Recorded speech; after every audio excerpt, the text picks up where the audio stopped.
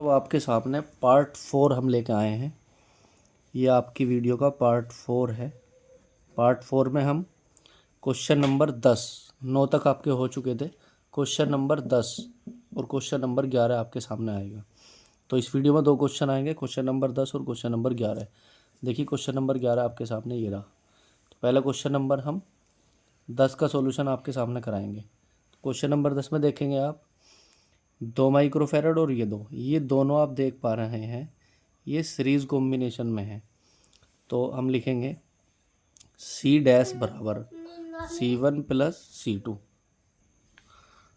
तो अब हमारे पास है सी डैश बराबर C1 प्लस C2। तो हमने C1, ये देखो ये C1 है आपका, ये C2 है।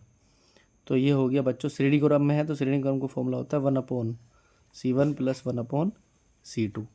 तो 1/2 प्लस 1/2, तो ये हो गया 1/2 प्लस 1/2 यानी 2/2। ये आ गया आपका 1, यानी कि सी डैश आ गया आपका 1 माइक्रोफेरेड। ठीक है।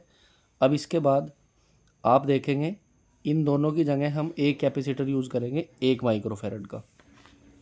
तो इस परिपथ को आप कुछ इस तरह से बना सकते हैं।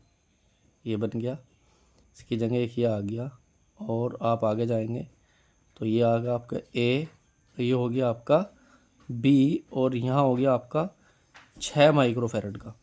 तो यहाँ हो गया 1 माइक्रोफेरेड, तो ये आपका था 1 माइक्रोफेरेड, ये आपका था 5 माइक्रोफेरेड, और ये आपका है 6 माइक्रोफेरेड। तो अब ये दोनों हमारे समांतर क्रम में हैं, यानी 1 माइक्रोफेरेड व 5 माइक्रोफेरेड समांतर क्रम में है। समांतर क्रम में है, समांतर क्रम में है तो सी डबल डैश बराबर ये होता है बच्चों C1 प्लस C2। 1 प्लस 5 बराबर ये आ गया 6 माइक्रोफेरेड। अब आपके सामने इन दोनों की जगह हम एक ही कैपेसिटर यूज़ करेंगे, तो ये सर्किट कुछ इस तरह से बनेगा। आप देखेंगे ये हो गया हमारा ए, और ये हो गया आपका बी। ये आ गया 6 माइक्रोफेरेड, ये भी आपका आ गया 6 माइक्रोफेरेड। अब ये दोनों सीरीज कॉम्बिनेशन में है, ये आ गया आपका। तो इसमें देखेंगे ना आप 6, ये दोनों के दोनों एक ही कॉम्बिनेशन में, क्योंकि इनका एक ही रास्ता है। तो 6 माइक्रोफेरेड और 6 ये दोनों कौन से क्रम में है? सीरीज कॉम्बिनेशन में है। तो 1/CAB बराबर 1/C1 प्लस 1/C2। तो 1/C1 प्लस 1/C2, तो 1/6 प्लस 1/6। तो ये हो गया 2/6। 2 1 जा 2, 2 2 2 3 जा 6, यानी 1/3। तो 1/CAB, तो CAB बराबर आ गया 3 माइक्रोफेरेड। इस क्वेश्चन का आंसर ये आ गया। अब देखेंगे आप क्वेश्चन नंबर 11। क्वेश्चन नंबर 11 का सॉल्यूशन आप देखेंगे। क्वेश्चन नंबर 11 को आप देखो कैसे करेंगे। क्वेश्चन नंबर 11 को करने के लिए आप देखेंगे ये ए है, ये बी है, तो ये दोनों सीरीज़ में है और ये दोनों सीरीज़ में है।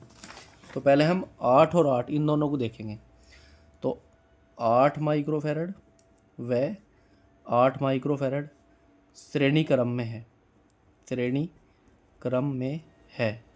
1/C डैश बराबर 1/C1 प्लस 1/C2, 1/8 प्लस 1/8। तो ये हो गया 2/8, 2 का 2, 2 चौक 8, 1/4 1/C डैश। तो C डैश बराबर आ गया 4 माइक्रोफेरेड। ठीक है।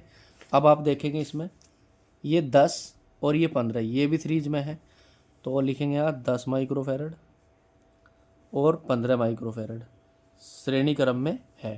श्रेणी क्रम में है तो 1/3 डबल डैश बराबर 1/10 प्लस 1/15। इन दोनों का एलसीएम कितना आएगा? 30 आएगा। 10 3 जा 30, 15 2 जा 30, 3 2 जा 5, 3 और 2 5, 5/30, 5 1 जा 5, 5 6 जा 30। तो 1/C डबल डैश बराबर आ गया 1/6। C डबल डैश बराबर आ गया 6 माइक्रोफेरेड। अब आप देखेंगे ये 4 माइक्रोफेरेड और ये 6 माइक्रोफेरेड, ये दोनों के दोनों कौन से कॉम्बिनेशन में है? पैरेलल कॉम्बिनेशन में। कैसे देखेंगे? देखो इसी सर्किट को हम कुछ इस तरह से बना सकते हैं। यदि आप देखेंगे इस सर्किट को हम ऐसे बनाएंगे। कैसे बनाएंगे जी? तो ये आपका हो गया, ये वाला हो गया जी, और ये आपका हो गया जी हमारा कौन से वाला, 4 ये हो गया और 6 हो गया आपका ये वाला, ये हो गया ए और आपका ये हो गया जी आपका बी। सी ए भी निकालना तो समांतर क्रम है, समांतर क्रम है तो देखो सी ए बी बराबर C1 प्लस C2, 4 प्लस 6, ये हो गया आपका 10 माइक्रोफेरेड। तो फाइनल क्वेश्चन का आंसर आ गया आपका 10 माइक्रोफेरेड। ठीक है जी, इसमें 2 क्वेश्चन आए आपके, क्वेश्चन नंबर 10, क्वेश्चन नंबर 11।